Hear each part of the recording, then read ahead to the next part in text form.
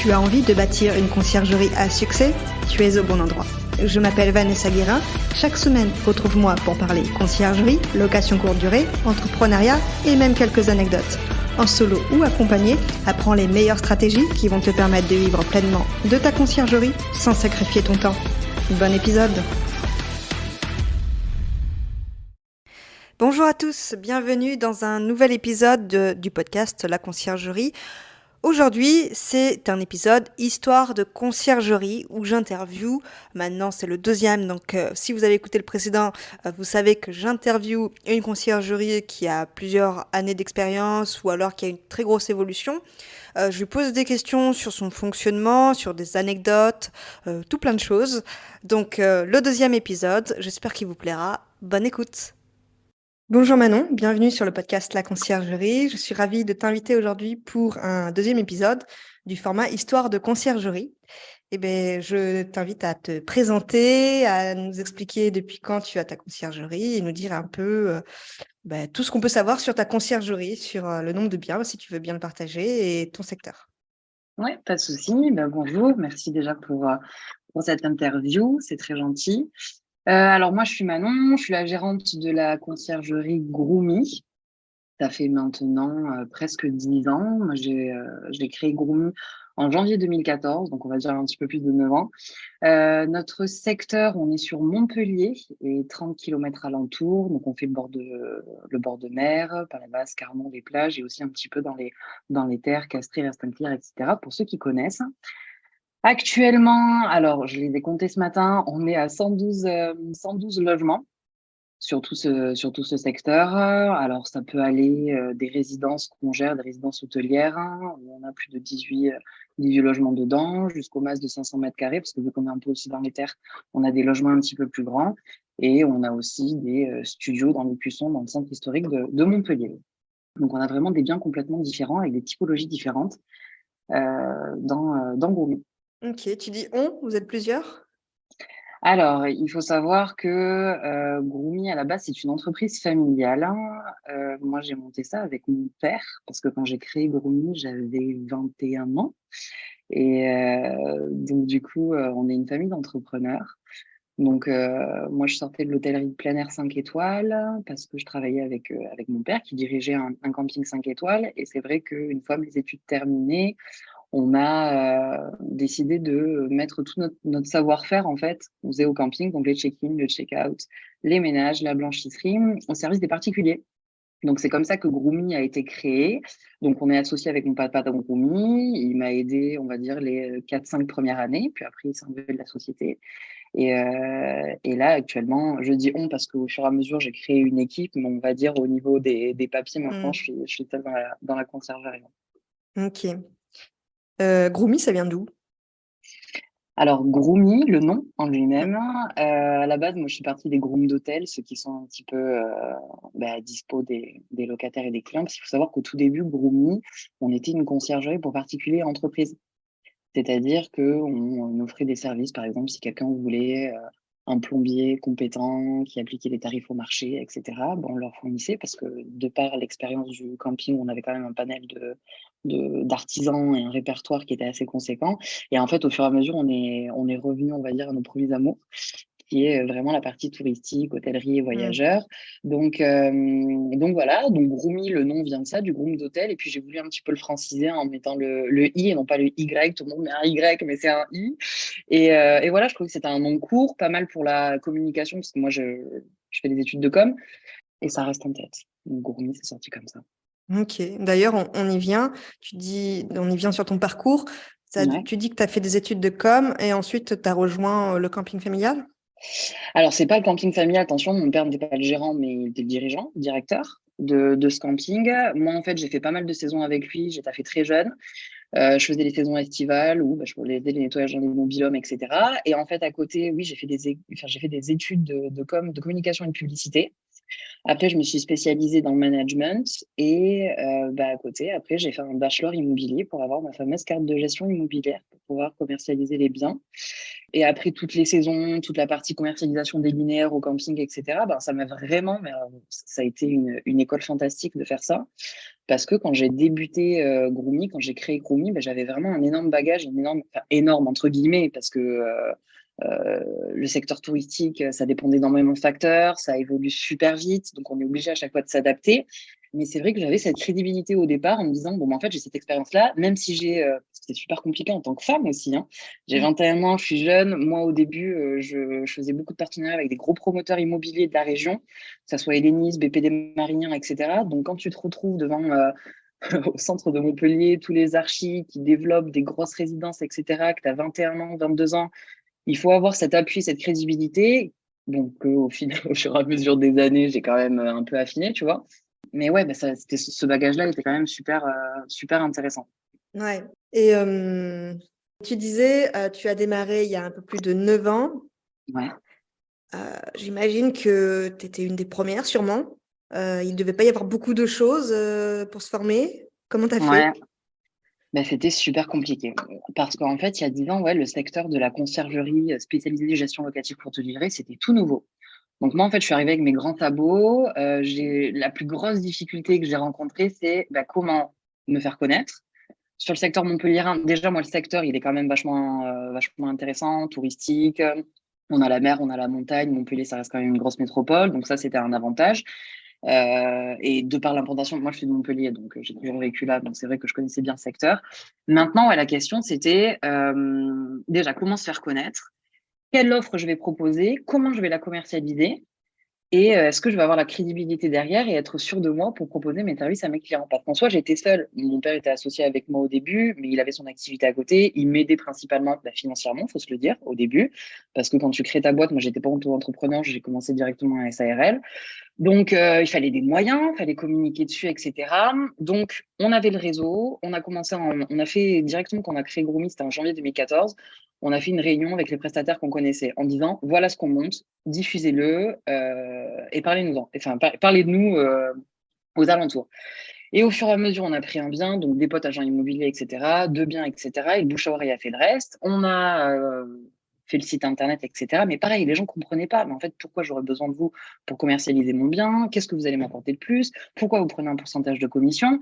Donc pareil, au début, toi, quand tu te dis sur le papier, OK, je vais prendre 15-20%, ce genre de choses, plus les frais ménage, va comprendre comment tu vas le facturer au proprio. Ça Mm. aussi, c'était du taf. Comment fonctionnent les plateformes? Très bien, je suis un propriétaire lambda, imaginons un particulier, je mets mon annonce sur Airbnb, je mets mon annonce sur Booking, mais en fait, qu'est-ce qui va se passer derrière? Au niveau fiscal, au niveau juridique, qu'est-ce que ça va engendrer? D'accord, j'ai la carte de gestion, donc je peux commercialiser, mais j'ai pas la carte de transaction, donc je peux pas récupérer l'argent. Tant mieux, hein, comme ça reste la responsabilité au propriétaire. Donc en fait, ouais, je me suis trouvée sur, maintenant, il faut que ton entreprise, elle commence à rapporter un petit peu d'argent quand même, parce que derrière, il y avait moi, mes loyers à payer, ce genre de choses. Donc, ça s'est fait au petit à petit. J'ai été quand même accompagnée de pas mal de personnes parce que nous, on est très. Moi, la philosophie de Groomy, ça reste très participatif et familial au niveau des équipes, etc. Donc, vraiment, on est dans l'entraide pour tout le monde, on va dire, évoluer.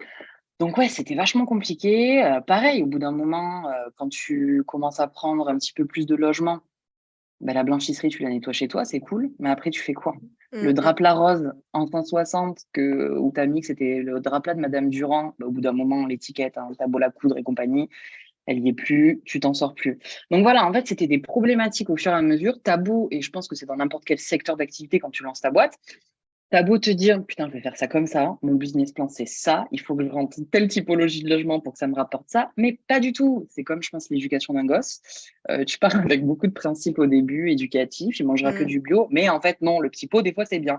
Donc, Tu donc changes du coup, beaucoup de voilà. logistique au fil du temps, en fait, hein. Ben ouais, Tu parce que tu t'adaptes. t'adaptes. Parce que tu Mm. t'adaptes à ton environnement, tu t'adaptes aux besoins des voyageurs et aussi aux besoins des propriétaires, tu t'adaptes aux personnes qui travaillent avec toi. C'est un métier d'adaptation. C'est Mm. exactement ça. Donc, j'avoue qu'il faut être assez flexible. Il faut obligatoirement que tu aies ta base et ta structure qui englobe un petit peu tout ça et qui réunissent tout le monde. Mais au fur et à mesure des mois et de l'évolution de ton secteur, tu es obligé de t'adapter. Donc, il faut être super flexible. Hmm. En plus, tu viens d'études de communication. Est-ce Mm. que tu disais que c'était quand même une difficulté de faire connaître l'entreprise de conciergerie parce que c'était un métier nouveau, peut-être? Ben, c'est complètement ça, en fait. Quand tu disais aux gens conciergerie, moi, bon nombre de fois, on m'a dit, mais c'est quoi une conciergerie? Mais Donc, encore en plus, aujourd'hui. encore aujourd'hui, Hmm. exactement. Alors là, ça se démocratise de plus en plus parce que ça prend pas mal d'ampleur. Mais en gros, ils pensaient que moi, j'habitais en bas d'un immeuble et que je récupérais les courriers. Alors, enfin, franchement, sympa, hein, comme taf, c'est pas un souci, mais donc il fallait leur expliquer, donc il fallait être sûr de soi et de ce que tu vendais, de ton produit. Il fallait leur expliquer, alors non, la conciergerie, c'est ça. Ah, mais en fait, tu es une agence immobilière. Alors non, je ne suis pas une agence immobilière.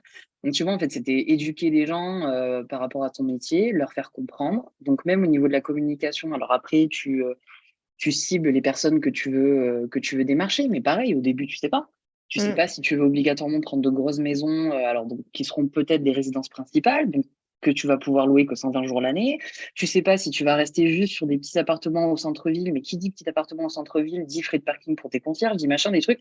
Donc, tu vois, le business plan que tu as mis en place au début, et ben, au fur et à mesure, il évolue et tu vois ce qui fonctionne. Et une année, ce que tu as mis en place peut très bien fonctionner, et l'autre année, pas du tout, hein, parce qu'encore, C'est on est dans ça. cette évolution du secteur. Donc, c'est vrai qu'au niveau de la communication, c'était compliqué. Moi, j'avais le site internet. J'ai toujours le site internet qui a évolué au fur et à mesure, évidemment, en 10 ans.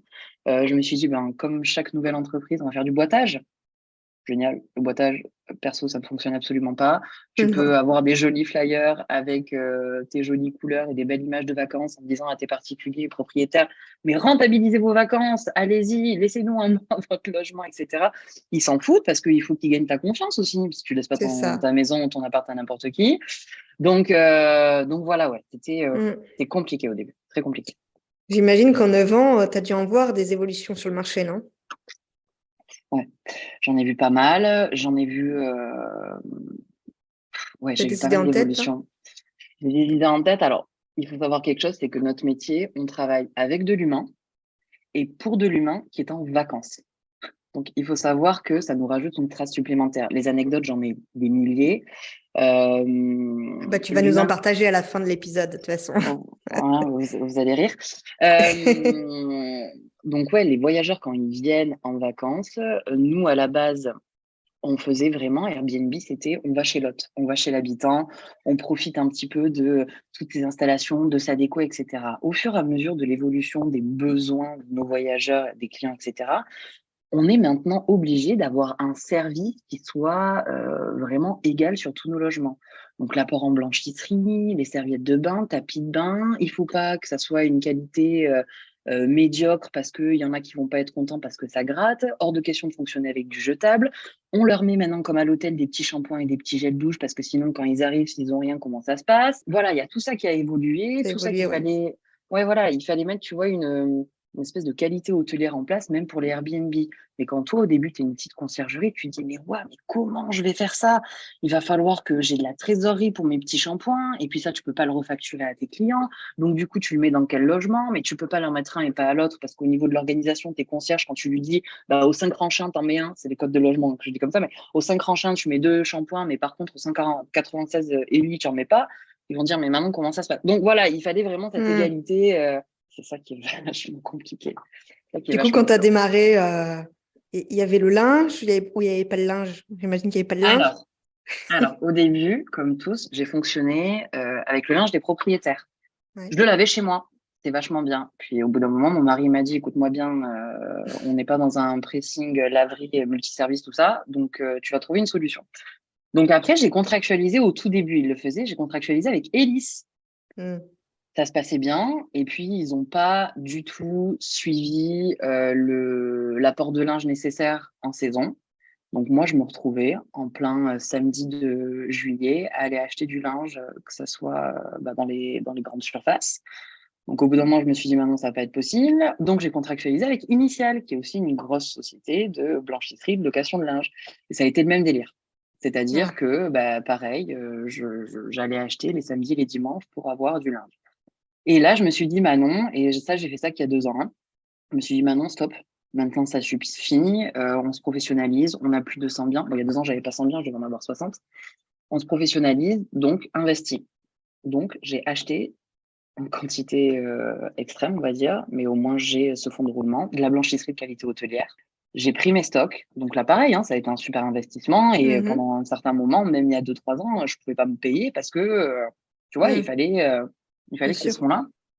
Donc j'ai tout acheté. Tapis de bain, torchon, drap plat qui sert de drap ou de couette, thé d'oreiller, enfin bref, la totale, serviette de bain, drap de bain, etc. J'ai Tu pris t'es mes nettoyé stocks. comment?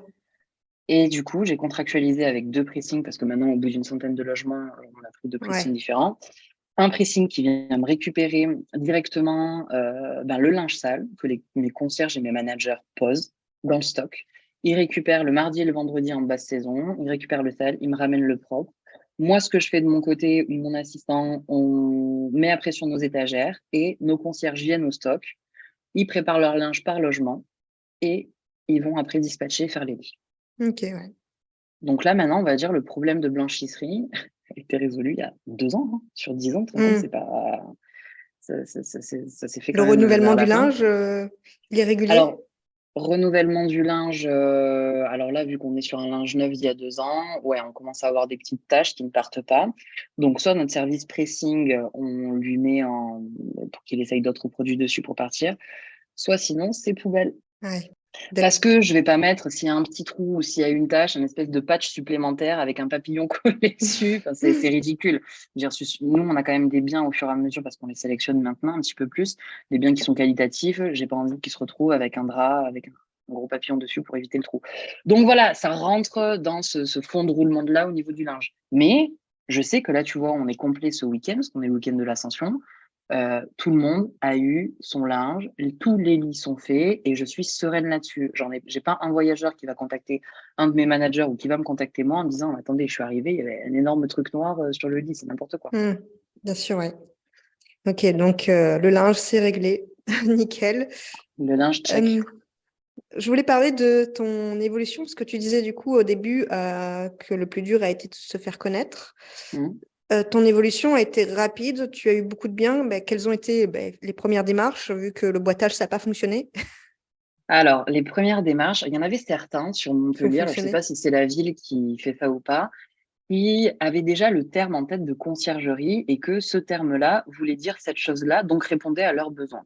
Donc, mon tout premier logement, pour te dire, que j'ai encore, c'est un duplex de 3 chambres, tout en pierre dans un immeuble fabuleux dans Montpellier. Et ça a été mon premier client, celui-là, en gestion complète. Donc, la commercialisation, la totale commercialisation du bien sur les plateformes, etc. Donc ça a commencé comme ça. Et puis après, j'ai eu la chance, entre guillemets, que ce propriétaire-là était un gérant d'une grosse pharmacie sur Montpellier. Donc après, ça a fait du bouche à oreille.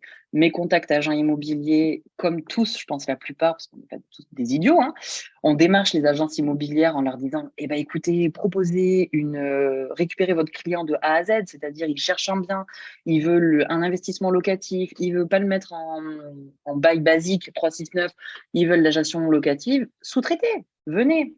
Donc ça a fonctionné au début. Ensuite, on a fait des mises en place d'apporteurs d'affaires. Bah, toi, en tant qu'agent immobilier indépendant, tu m'apportes un studio que je signe, c'est temps pour toi. Tu m'apportes un T3, c'est temps pour toi. Et c'est comme ça que la boucle a commencé à se faire. Après, il faut se dire que moi, j'ai quand même investi pas mal dans la communication. Donc, j'avais une agence de communication, pardon, que j'ai encore, qui m'a fait un super site internet. On a commencé à mettre, il y a 2 ans, 3 ans de ça, le service de réservation en direct, parce qu'on avait fidélisé des clients au fur et à mesure sur notre site. Donc, ça a pris de l'ampleur. Après, tout ce qui est SEO, etc., pour le référencement naturel, ça a bien fonctionné et on a commencé à avoir des demandes. Et actuellement, et je le vois vraiment juste cette année, donc presque au bout de 10 ans, je n'ai fait aucun Google Ad, je n'ai fait aucune communication, hormis Insta, et c'est moi qui le gère, et il va falloir que je le délègue d'ailleurs, à faire des stories et raconter nos journées, etc. Hmm. Et j'ai arrêté cette année l'acquisition de nouveaux propriétaires fin février Ok, pour la saison 2023. ouais. Pas de Parce que prospection alors. aucune prospection. Mais au bout de 9 ans, hein, Ouais, ouais, bien je veux sûr. dire, c'est du bouche à oreille en disant, ben maintenant, des propriétaires que j'ai actuellement, j'achète un nouveau bien qui est ici, est-ce que vous pouvez le prendre? Donc, si tu déjà des propriétaires, ben, tu fais l'effort. En plus, c'est des très beaux biens en général, donc évidemment que tu fais l'effort, c'est même pas un effort, c'est un plaisir. Et voilà, ça s'est fait comme ça, mais principalement bouche à oreille. Et puis, tu vois, moi, j'ai une manière de faire où je ne veux pas être catégorisée conciergerie de luxe parce que ça amène beaucoup de problèmes supplémentaires. Moi, je vais pas leur apporter Mm. du caviar à 2 heures du mat, je dors. Je vais pas. Nous, on est une conciergerie sans engagement et sans droit d'entrée. Et à chaque fois que j'ai un prospect au téléphone, c'est peut-être le discours commercial qui plaît. Je leur dis à chaque fois, je suis très transparente et franche avec vous. Je ne vais pas dire que ça va bien se passer. Je vais pas vous dire tout va bien se passer, ayez confiance, parce que c'est pas vrai, parce que je ne le sais pas et qu'encore une fois, je travaille avec de l'humain et je travaille pour de l'humain. D'accord? Si je travaille avec des robots, je le paramètre, il le fait, c'est nickel. Là, c'est pas le cas. Je leur dis à chaque fois, moi, je sais l'expérience que j'ai, je connais ma réactivité, mon professionnalisme. Maintenant, vous dire que vous allez avoir un taux de remplissage à 100% cet été, j'en sais rien. Par contre, je ferai au mieux. Vous dire que vous n'aurez pas de problème de dégradation et de dommages, je n'en sais rien. Par contre, s'il y en a un, vous êtes sûr que dans l'heure, vous êtes prévenu, parce que mon organisation et les personnes que j'ai mis en place, c'est comme ça que je les ai formées. Donc, tu vois, je pense que c'est alors après, ça n'est que mon avis, ça fonctionne sur mon secteur et c'est ma boîte. Les gens qui entendent ça, ils en font ce qu'ils veulent. Mm. Mais moi, je suis sûre des bases que j'ai mises et je pense, et c'est aussi l'éducation que j'ai eue de par mon père et c'est un peu comme ça qu'il fonctionnait, un peu à l'ancienne école, tu vois. Si ça se passe bien, bah, ce sera grâce à nous parce que c'est un partenariat avec le propriétaire. Par contre, si ça se passe mal, vu qu'on est sans engagement, hein, que ça soit moi de mon côté ou lui de son côté, il dénonce à tout moment. Et ça aussi, tu vois, c'est vachement. Mm. Je suis pas sûre d'avoir mes 112 logements là que je t'ai dit tout à l'heure. Je suis pas sûre que finalement, d'ici juillet, je les ai encore, hein. Il y en a Eh oui, peut-être oui. certains qui vont dire Mm. pour X raisons, ah ben maintenant, je l'arrête parce que je vends, parce que la conjoncture fait que, parce que vos services m'intéressent pas. Il n'y a pas de problème. Moi, je pars du principe où on aura vécu le moment, ça sera une expérience pour moi, j'en retirerai les leçons positives ou négatives et je saurai par la suite, eh ben, cette typologie de clients et de propriétaires, maintenant, j'ai un proverbe que j'ai inventé qui dit: «Dès qu'on a un doute, on shoot». Et franchement, et franchement, pour le coup, je t'assure, dès que j'ai un doute sur un propriétaire maintenant ou que j'ai un doute sur un logement, je préfère dire non et Ouais, passer à autre chose. ouais, ouais, t'as raison. T'as dit deux Je choses sais pas si j'ai intéressantes. raison, mais bon, dis-moi. Ouais, ouais, oui. Tu as dit une chose intéressante, je vais revenir sur ce que tu as dit sur les apporteurs d'affaires. C'est vrai que c'est une grosse question qui revient régulièrement Mmh. des conciergeries qui Ouais. demandent souvent est-ce que tu rémunères les apporteurs d'affaires? Comment tu fonctionnes, toi? Bah, Au pourcentage, tu les rémunères, tu leur donnes un cadeau il est évident qu'il faut rémunérer tes apporteurs d'affaires. Je veux dire, il y a pas de sujet, il y a pas de question. Le mec ou la nana qui taffe avec toi, qui t'apporte des biens, il faut qu'il ait des intérêts derrière, qu'il ou elle ait des intérêts derrière. Pourquoi elle t'enverrait un client sans rien avoir? Il faut savoir que c'est le business, hein. C'est-à-dire que tu peux avoir de très belles ententes, etc. Ça peut être ta collègue, mais au bout d'un moment, il faut bien sectoriser le côté perso. C'est ton ami, tu vas manger un bout avec elle, c'est génial. Et le côté pro, bah, tu m'apportes, donc du coup, je t'apporte aussi. Maintenant, moi, je ne fonctionne pas en pourcentage avec les apporteurs d'affaires. Je fonctionne à la typologie du bien. C'est-à-dire, tu m'amènes, par exemple, un agent immobilier. Tu m'amènes un studio en bord de plage. Si je le signe en gestion complète, parce que nous, on propose 2 offres, si je le signe en gestion complète, c'est tant d'euros pour toi. Et c'est un forfait par typologie de bien. Ok. Et après, soit il me fait une facture, on s'arrange après autrement. En général, c'est toujours mieux que ce soit déclaré, n'est-ce pas? Mais du coup, ouais, c'est un forfait par typologie de bien. Parce qu'après, t'imagines, si tu fais un pourcentage de commission sur les revenus que l'apporteur d'affaires t'a Hmm, fait, la facturation, tu pètes un plomb, hein. c'est Donc, ça. c'est en one shot. Tu m'apportes un studio, c'est 50 balles pour toi. Après, la grille tarifaire d'apporteur d'affaires, elle peut être évolutive par rapport au nombre de biens qui t'amènent sur une période donnée. Elle peut être élevée par rapport, par exemple, si ton agent immobilier il est spécialisé dans des logements atypiques, c'est que des duplex en pierre ou c'est que des masses de 500 mètres carrés. Évidemment, tu vas augmenter un petit peu le tarot parce que tu sais de ton côté que si tu fais une location, ta com pour une semaine pourra être bien plus importante. Hmm, ok. Super. Deuxième chose intéressante que tu as dit, tu as parlé de la sélection des propriétaires et je pense que c'est un gros Mhm. sujet. Mhm. Enfin moi, ça m'est arrivé régulièrement de sélectionner des biens avec des propriétaires et me rendre compte que j'ai fait le mauvais choix. Comment tu les choisis, toi, du coup? Alors, moi, je connais sur les 112 logements, tous mes logements et je connais tous mes propriétaires. Je travaille avec une équipe, actuellement, on est une équipe de 4 managers et 10 concierges, plus un assistant que j'ai en CDI. Mais je veux à chaque fois avoir ce contact avec le propriétaire parce que déjà, tu le vois dans son bien, tu vois sa manière de faire, son attachement au bien et tu vois au niveau de la localisation du bien, des prestations qu'il a à l'intérieur, ce que potentiellement ils peuvent t'apporter. Hmm, Donc maintenant, tu pourras jamais être sûr de ton propriétaire. Par contre, au préalable, dans ton business plan de ton côté, il faut déjà, quand tu cibles tes clients et que les gens viennent à toi, que tu te dises, bon, ben, OK, imaginons, il vient pour une gestion complète. C'est un appartement, c'est un studio, ça a la fibre. OK, je vais pouvoir peut-être le louer à l'année parce que c'est bien situé, parce que c'est à la fibre et qu'il a un bureau. Super. Donc là, tu vois déjà la rentabilité et ton taux d'occupation potentiel par rapport aux prestations que le logement a. Maintenant, encore une fois, comme je te le disais au début, il y a un petit moment là, moi, je préfère être transparente direct avec les propriétaires. Voilà comment je suis. À un moment, si j'ai besoin, je vais peut-être pas prendre de gants, et ça, c'est un défaut, et il faut que je travaille dessus. Je vais peut-être pas prendre de gants, mais mon rôle à moi est que si à la sortie, votre locataire a commis un dommage et que 4 heures après, une dégradation, et que 4 heures après, il y a un autre voyageur qui arrive, il faut qu'on, dans ce délai de 4 heures, on ait la réponse à la question. On ait l'apport de matériel nécessaire pour résoudre le problème. Et vous, de votre côté, vous avez... En fait, moi, je leur dis, vous avez aussi, vous me sous-traitez la commercialisation de votre bien, la rentabilité, etc. Mais ça reste vous, les responsables. Je responsabilise toujours, et dans mon contrat, c'est ça, j'ai une charte de responsabilité Mhm. qui doivent signer et paraffer. Vous êtes les propriétaires du logement, vous êtes responsable de votre logement et vous êtes responsable des locataires qui viennent à l'intérieur. On ne peut pas faire de discrimination, on peut parler avec eux, pas accepter les demandes de réservation instantanée, etc. Mais en fait, je les mets direct face à leurs responsabilités et aux miennes. Mhm. Et suite à ça, je vois leur retour en me disant ah ouais, bah ouais, mais bon, quand même, ça va être un peu compliqué. Ok, dans ces cas-là, c'est que vous n'êtes pas prêt. Ou dans ces cas-là, vous allez voir une autre conciergerie, il n'y a aucun souci. Moi, je considère que la concurrence est de la bonne concurrence. Parce que ça nous permet, de notre côté, de se positionner différemment, de voir ce qui est fait et d'évoluer. Moi, je travaille avec ma concurrence. Moi, les personnes qui sont avec moi, ce sont mes concurrents et on travaille en très bonne entente et très bonne intelligence.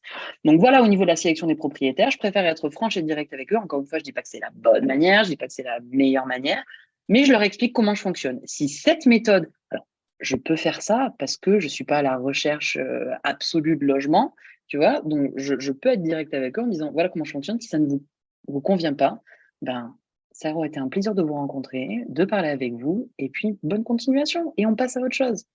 Donc, c'est Mhm. pour ça que je te disais tout à l'heure, quand j'ai un petit doute, que je vois que le propriétaire est réticent, ou n'est pas sur la même longueur d'onde, ou il a vraiment trop de questionnements, trop de peur, trop de crainte, ben dans ces cas-là, je ferme la parenthèse et je leur dis, bah, écoutez, réfléchissez de votre côté, parlez-en à votre mari, parlez-en à votre femme, regardez un petit peu aux alentours ce qui se fait.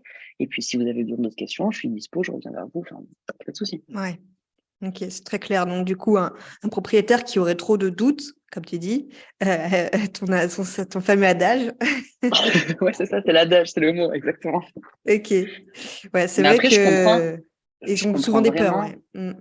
Ils ont des peurs. Alors après, ça peut être la peur de laisser sa résidence principale parce qu'il y a des biens à l'intérieur. Donc moi, je leur dis, écoutez, on épure au maximum parce que la vaisselle de grand-mère, etc., obligatoirement, ça va être cassé. Moi, dans le check-out, je vais pas compter les fourchettes et les cuillères et je leur dis. En fait, j'étale tout de suite. Tu sais, c'est comme dans une relation, quand tu commences une relation amoureuse. Il faut pas que l'autre, par la suite, 8 ans ou 10 ans après ou 2 ans après, il se rende compte que bah, finalement, t'aimes la viande alors que toi, tu cherchais un végétarien. Enfin, tu vois, le truc basique. Donc, je préfère vraiment tout annoncer au début, qu'ils aient pas de crainte et de peur.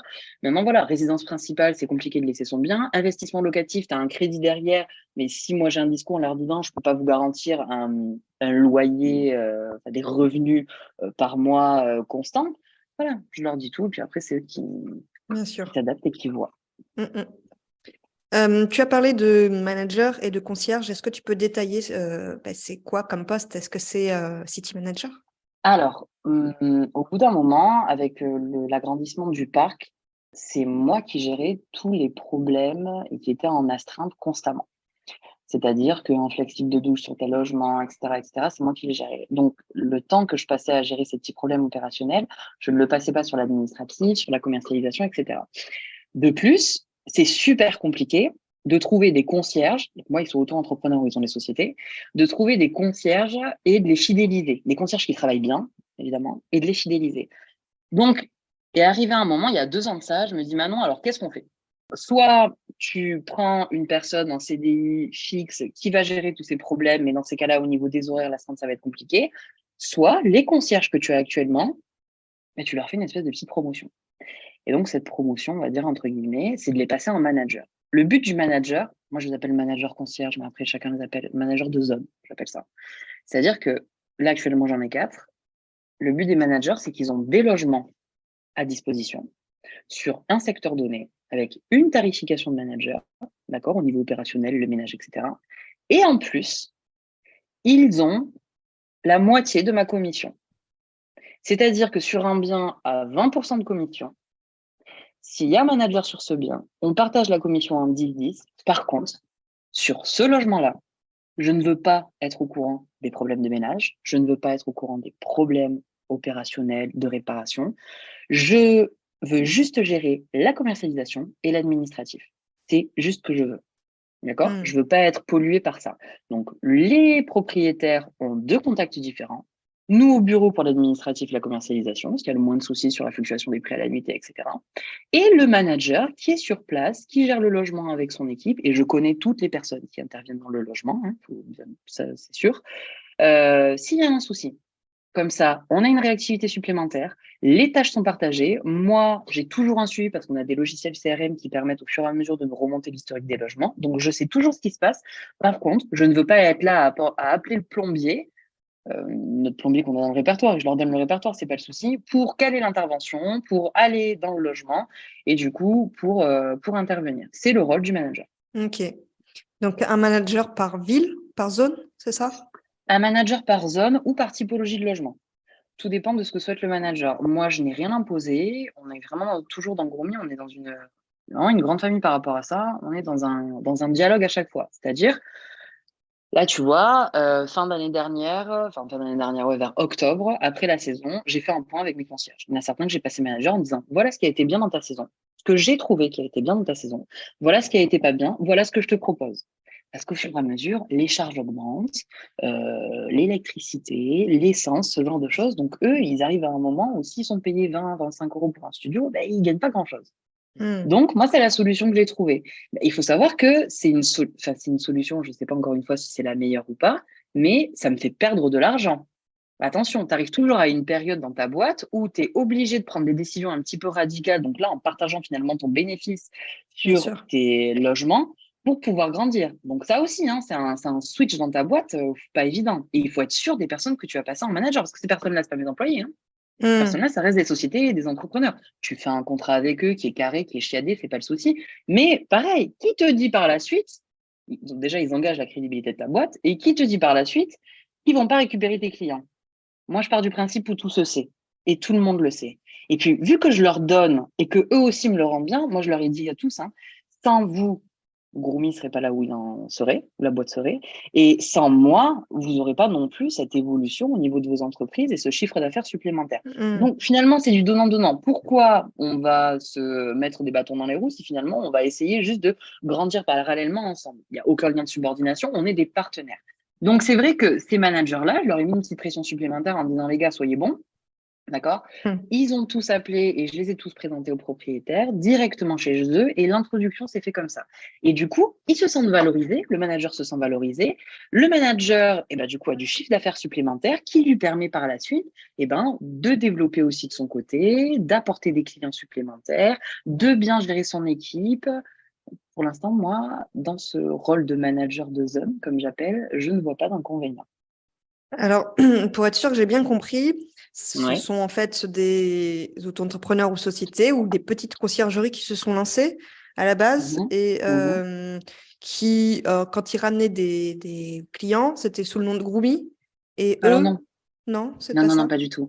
En fait, c'est, comme tu disais, cette typologie de partenaires-là. Donc, soit des petites conciergeries qui viennent de se monter, soit des sociétés avec qui je travaillais pour de l'opérationnel. C'est-à-dire que je les formais sur le logement, je leur envoyais le check-in, le check-out, le ménage, etc. Au bout d'un moment, j'ai vu qu'ils travaillaient bien. D'accord? Et moi, de mon côté, j'avais, on va dire, la pression de gérer l'assistance, les astreintes, etc. Donc, je me suis dit, vu que cette personne travaille bien, ça fait plus de 2, 3 ans qu'il travaille avec moi, donne-lui une mission supplémentaire qui est vraiment de gérer toute cette partie opérationnelle. Il continue le check-in, il continue le check-out, il continue, etc. Mais il va être en contact direct avec le propriétaire s'il y a le moindre souci dans le logement. Il va être en contact direct avec les voyageurs en assistance 24/24, 7 jours sur 7. Donc moi, tu vois, je lui délègue complètement cette partie. Hmm. D'où l'intérêt de partager cette commission parce que ces missions supplémentaires, il faut bien qu'elles soient rémunérées. D'accord. Hmm. Voilà comment ça se passe. Donc, en fait, il est payé comme, par exemple, des équipes d'aide ménagère. Il est payé pour le ménage, pour le check-in, check-out s'il y a besoin. Et en plus, il a une part de la commission parce qu'il gère tout l'opérationnel, c'est ça? Exactement. En OK. fait, il est payé pour le ménage et dans sa commission de base, le check-in et le check-out est compris. OK, je vois. Donc, sur un logement, il a pour telle période la commission sur les revenus locatifs de cette réservation, plus le ménage. OK. Est-ce que de son côté, il peut aussi avoir des logements dans sa conciergerie ou il est en Aucun exclusivité? souci. Ah ouais, Ah d'accord, non, non, OK. non, il y a pas de souci d'exclusivité ou pas. Et tu vois, pour te dire la confiance que j'ai en eux, alors qu'il y a une bonne chose ou une mauvaise chose, j'en sais rien, mais pour l'instant, moi, je vois que c'est une bonne chose. Quand ils ont besoin, ils savent que je suis là, même pour leur logement. Manon, j'ai une petite question. Alors, je dis pas que je connais tout, hein, je suis loin de là. Hein. Manon, j'ai une question. Comment tu ferais sur ça? J'ai un logement. Bah oui, moi, je le ferais comme ça. Maintenant, tu fais ce que tu veux, mais c'est mon avis. Manon, au final, j'ai pas eu le retour de mon pressing, il manque des draps. C'est pas grave. Même si c'est tes logements, va au stock. Prends-en. Je sais qu'il y en a, ça te dépannera. Par contre, je sais, tu vois, en donnant, obligatoirement, tu as un retour. Ça m'emmerderait de pas avoir de retour, hein, mais ils savent que Mmh. c'est du donnant-donnant. Donc voilà, c'est dans cette tête. Je ne vais pas demander à une société d'avoir l'exclusivité avec moi, avec un partenaire, d'avoir juste l'exclusivité avec moi, sachant que je ne me suis pas engagée à lui apporter tel ou tel chiffre d'affaires. Le but de toute société, de tous des auto-entrepreneurs, des micro-entreprises, des SRL, etc., c'est d'évoluer, c'est d'augmenter son chiffre d'affaires.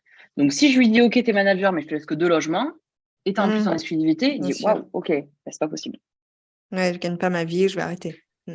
Mais bien sûr. Et moi, le but, c'est de les pérenniser. C'est pour ça d'être qu'ils soient managers. C'est de les pérenniser parce que je sais très bien, et je suis passée là-dedans, et je passe encore dans cette situation-là. C'est ultra compliqué de les fidéliser. C'est ultra compliqué de leur dire, bah, tu vas rester avec moi sur 2 ou 3 ans.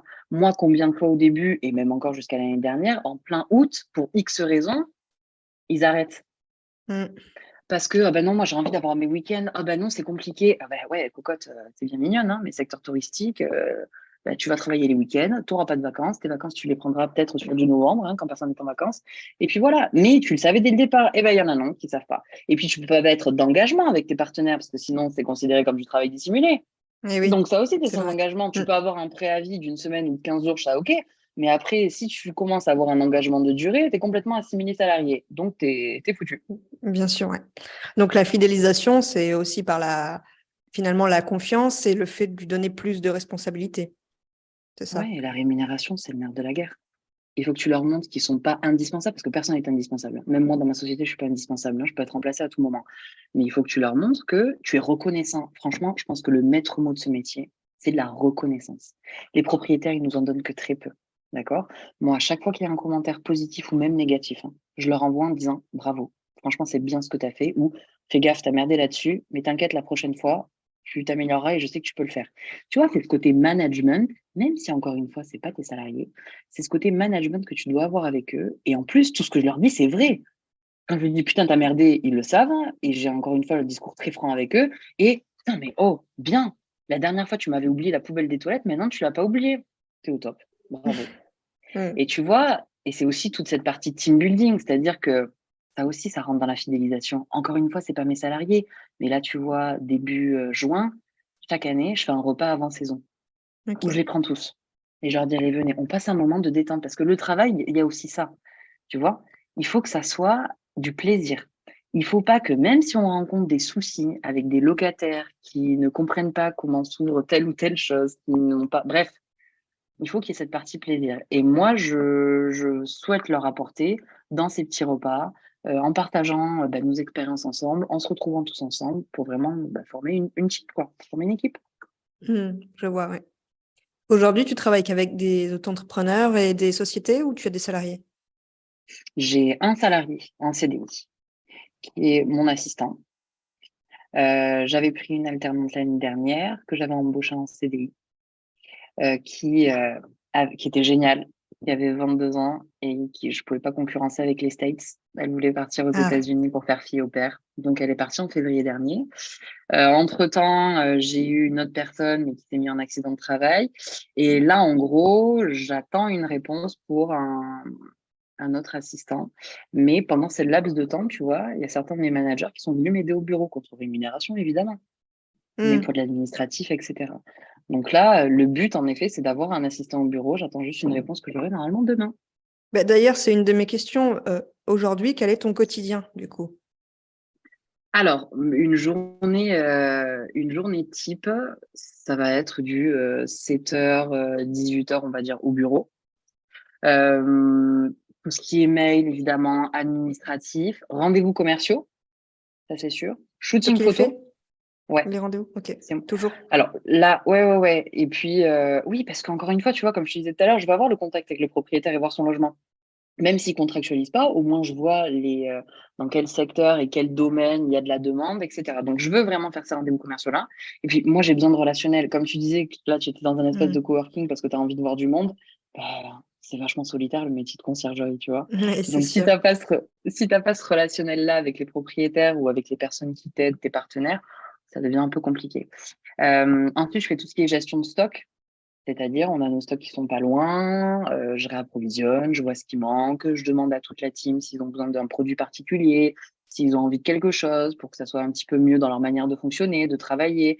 Je suis pas la dernière à investir pour que leur mode de travail et leur fonctionnement, on va dire, général soit la méthode de travail soit plus à l'aise par rapport à ça et qu'ils puissent gagner du temps. Et puis après, il y a tout ce qui est gestion des réservations, retour et réponse des clients au niveau des commentaires, fluctuation des prix à la nuitée. On a un channel manager, donc on fait ça. D'accord. Et après, la facturation, les contrats et toute la partie administrative. Mm. Et évidemment, on a toujours en général le lundi et entre 7h et on va dire 9h30, 10h. Donc là, aujourd'hui, je leur ai dit que je ne pouvais pas. Mes managers qui m'appellent, on fait le point à peu près chaque jour avec tous les managers en disant voilà ce qui s'est passé cette nuit, je t'ai mis ça, voilà mes arrivées, ça. On check la journée et comme ça, on part sur de bonnes bases et on anticipe de potentiels problèmes qui peuvent arriver dans la journée. Ok. Il y a quelqu'un qui est toujours d'astreinte la nuit? Alors, les managers sur leur logement sont d'astreinte, du coup, parce Ok. que c'est dans leur rôle de manager. Et maintenant, moi, de mon côté, parce que tous les logements, je ne les ai pas donnés en manager, t'imagines bien, après, c'est moi. C'est moi. Ok. Donc, il y a deux téléphones, le téléphone de Groomy, le téléphone perso après par la suite, et il n'est jamais en mode avion et jamais en mode silencieux. S'il y a le moindre souci, hop, je me réveille et je réponds. Ah oui, d'accord. Mais du coup, tu disais que tu avais un assistant. J'imagine il t'assiste ou finalement c'est lui qui te remplace quand tu veux prendre des repos? Alors là, du coup, l'assistant pour l'instant, et j'en ai pas, hein, parce que je suis à la recherche et j'attends la Ah oui. réponse vendredi. Mais quand j'avais mon autre assistante, en effet, c'était ça. C'était au bout de 10 ans, t'as quand même envie d'avoir des vacances qui sont des vacances, des vraies vacances. C'est-à-dire de pas répondre au téléphone. Alors après, il y a toujours ce relationnel avec les managers en disant tu vas bien, mais c'était juste pour savoir comment t'allais. Ça fait plaisir parce que limite maintenant, c'est des amis, des bons contacts, etc. Mais c'est vrai que c'est bien de couper parce qu'il y a de la vie familiale derrière et il faut pas entacher ça non plus. Parce que la vie, c'est pas que le travail. Moi, j'ai eu du Eh mal à le oui. comprendre, hein. Je te sors ça comme ça, mais au fond de moi, il faut que Je pense que faut beaucoup vraiment que je m'en. d'entrepreneurs sont dans ce cas. Vraiment, ouais, ouais, il faut vraiment s'en assurer parce qu'au Mm. final, ce qui reste, c'est la famille et pas obligatoirement le travail. Bref, de toute façon, ça, c'est un autre sujet. Donc oui, le rôle de l'assistant, c'est évidemment, moi, je cherchais mon double. Pas avec une robe Mm. fleurie comme tu peux le voir aujourd'hui, mais vraiment mon double au niveau du travail. Je voulais qu'il ait la même conscience professionnelle et vraiment l'intégrer dans la boîte comme si c'était finalement la sienne. Donc, et comme c'était passé avec mon autre assistante, c'était très bien. Je veux dire, je lui disais un truc, elle enchaînait direct sur autre chose en me disant, mais oui, c'est passé ça, etc., etc. Donc vraiment, c'est ça que je recherche. Je veux qu'il soit formé sur tout, parce que moi, je ne comprends pas les personnes qui commercialisent et vendent un produit sans avoir la réalité du terrain. Moi, je continue à faire des ménages, hein. Moi, si je peux aider, faire des ménages et voir sur un logement parce que j'ai des doutes et qu'il y a eu certains mauvais commentaires, je prends mon sac à dos avec les produits et j'y vais. Il n'y a aucun souci par rapport à ça, hein. Je suis pas la dernière. Donc vraiment, c'était Mm. voilà, avoir mon double, on va dire, au niveau du travail. C'est à ça que sert l'assistant. Et évidemment, quand je pars en vacances, lui laisser le téléphone de Groomy en disant, là, laisse-moi 2 jours, laisse-moi juste un week-end tranquille. Par contre, s'il y a le moindre souci, il a mon téléphone perso. Et évidemment, tu peux jamais couper complètement quand tu as ta boîte. Mm. C'est pas possible. C'est vraiment pas possible. À part si tu es PDV du multinational et tu as 46 000 personnes en dessous de toi. Mais quand on est des petites structures comme ça, même si tu laisses le téléphone, même moi, quand pendant une journée, j'ai pas de nouvelles, je me dis, putain, qu'est-ce qui se passe? Tout le monde est mort. Donc, j'envoie un petit message, tu vois. Mais ouais, ça Ouais. aide. Ça aide. Mm. Ok, ok. Pour finir, tu as dit que tu avais quelques anecdotes. Alors, quelle est la plus drôle? Alors, la plus drôle, je sais pas, on en a beaucoup. On en a qui sont tristes, on en a qui sont complètement délurés. Il y en a en effet qui sont drôles. Celle Dernière que en tu préfères? date, celle que je préfère. Bon, après, ça va peut-être pas nous donner foi en l'humanité avec les voyageurs qu'on accueille. On est rentré un jour dans un logement, un appartement qu'on avait en première ligne de front de mer à Palavas-les-Flots. Et ma concierge est rentrée, elle m'a envoyé des vidéos. Elle me dit, Manon, je pense qu'il y a eu un rite satanique. C'est-à-dire Oh, que les murs blancs, on ne sait pas si c'était du sang ou du ketchup. Il y avait, oh. déjà, là, évidemment, on ne fait pas de check-in ou de check-out en boîte à clés. Enfin, on en fait, mais vraiment que si c'est le rush, etc. Et que sur des petits appartements. Et là, elle arrive. C'était un départ où elle devait le faire en présentiel. Elle voit la porte ouverte, elle voit les clés de partout, l'appartement dans un état de dingue. Et sur les murs, tous les murs blancs de cet appartement, des croix dessinées, le symbole Oh. anarchie. Dans dans le frigo, il restait des abats à moitié ouverts, Hmm. des trucs atroces. Et la locataire nous rappelle, donc on essaie de l'appeler, elle répond pas, elle répond pas. Elle avait oublié ses AirPods, elle avait oublié ses écouteurs, et du coup elle nous rappelle. Et on lui dit, mais qu'est-ce qui s'est passé? On essaye de vous joindre depuis un petit moment. Qu'est-ce qui s'est passé dans l'appartement? Et il était deux, et en fait elle nous a expliqué qu'apparemment son amie avait des petits problèmes psychologiques et qu'elle avait pété un plomb dans la nuit. Et qu'elle s'était mise sur la terrasse et au bord de la plage. Et je pense que c'est pour ça qu'ils avaient l'accès à la plage, pour faire des choses un petit peu bizarres. Donc, bah, on a repeint tout l'appart, hein, t'imagines bien. On a essayé de prendre le max possible sur la caution. Voilà, il y a pas mal de petites choses comme Ah ça ouais, là, ça qui va étaient pas pas rassurer super. les propriétaires qui se posent encore la question, mais Ah ouais, bah pardon, du coup. Mais alors après, voilà, le but, c'est qu'on soit assez réactif pour résoudre ce oui, problème et que voilà, tout se passe bien par c'est la le point suite. Et ça positif. s'est bien passé. Voilà. Alors après, pareil, hein, c'était des locataires qui avaient plus de 5 commentaires positifs sur Airbnb, tout était OK, on les avait accueillis, ils étaient très sympas. Enfin, tu sais Ouais, jamais. on Tu sait sais jamais ce jamais. qui peut se passer. Mais Exactement. bon, l'avantage d'avoir quelqu'un qui gère, c'est que ça a été remis en état rapidement. Exactement. Exactement. Hmm, j'imagine. Une autre? Après, on tombe sur des voyageurs parce que tout le monde n'est pas comme ça. Super sympa. Le voyageur, que même s'il paie des frais de ménage, il va te Ouais, ce sera nettoyer de nickel. fond en comble la maison. Et il va t'acheter un gros bouquet parce qu'il est super content d'avoir passé ce séjour et qu'il était là en mode détente absolue. Tu vas en avoir d'autres qui vont être là. Alors, tu sais, un peu, je pense que c'est tout le truc un peu Top Chef et compagnie du style, ah non, mais alors là, ça va pas. Toutes les émissions qu'on peut Ouais. voir, tu sais, mes plus belles vacances et compagnie, qui vont être là en disant, là, j'ai ma manager Sabrina qui m'a contacté tout à l'heure en me disant, mais tu sais pas ce qu'on m'a fait? On m'a fait revenir parce qu'apparemment, il y avait un cheveu sur un drap. On dit, bah, j'y suis allée. C'était pas un cheveu, c'était un fil du drap. Donc, tu vois, il y en a qui. Alors, elle me Ah dit, ouais. moi, je suis arrivée avec un autre set de linge pour lui donner. Mais je lui dis, mais madame, c'est juste un petit fil du drap, c'est tout. Donc, bon, c'est. Ah Bon, oh là là là. Ouais, mais ouais, il y en a plein, il y en a plein. Il y a plein de choses à dire. Franchement, je pense que quelqu'un devrait. Parce que avec toutes les conciergeries qui se montent et toutes les histoires qu'on a, on devrait tous se réunir et faire des recueils d'anecdotes. Ça pourrait être vraiment génial. ouais. Franchement, best-seller. Hein. C'est parti, on y va. Ouais, ouais, ouais, ouais. Une émission d'anecdotes. Exact. Bah, tu vois, c'est pour ta prochaine émission, là. Ce sera plus l'histoire de Ouais, conciergerie, ce ouais, sera que ouais. les anecdotes. C'est bon. Ben, écoute, je pense qu'on a terminé. Merci beaucoup, Manon. Il y a eu beaucoup de partage dans cet épisode. Vraiment intéressant parce que, bon, tu as plus de 110 logements. Donc, c'est vrai que si on pouvait un peu conclure, en gros, ben, c'est fidéliser ces équipes, et mettre des Mm. gens sur l'opérationnel. Il faut savoir aussi qu'on va changer régulièrement de logistique quand on va évoluer. Puis voilà, est-ce que tu veux rajouter quelque chose? Bah, pas obligatoirement. Je pense que tu as bien synthétisé un petit peu tout l'entretien. Je pense que vraiment, le maître mot pour notre métier, c'est l'adaptabilité. Et surtout, ne pas penser qu'on peut faire les choses seul et s'accompagner et s'entourer de personnes qui ont des compétences ou qui ont surtout l'envie. Parce que hormis le fait d'avoir un bon CV et de l'expérience, il faut quelqu'un que tu puisses aussi former à ton image et qui ait l'envie et la niaque de continuer dans ce métier et d'œuvrer pour ta société. Super, super mot de la fin. Merci. Merci. Merci Manon, à bientôt. À bientôt, Bonne journée. merci. Waouh, un sacré épisode. Encore merci à Manon pour tous ses conseils. Ça a été un vrai plaisir de l'interviewer aujourd'hui. Si vous voulez rejoindre la communauté des conciergeries qui veulent évoluer, n'hésitez pas à vous abonner à la newsletter qui est envoyée tous les lundis. Je vous mettrai les liens dans les notes de l'épisode et je vous dis à la semaine prochaine pour un nouvel épisode. Et pas si vite, tu as apprécié cet épisode? Tu peux le partager à ton entourage ou encore mieux, laisser un avis 5 étoiles sur ta plateforme d'écoute préférée et un commentaire. Je te dis à bientôt!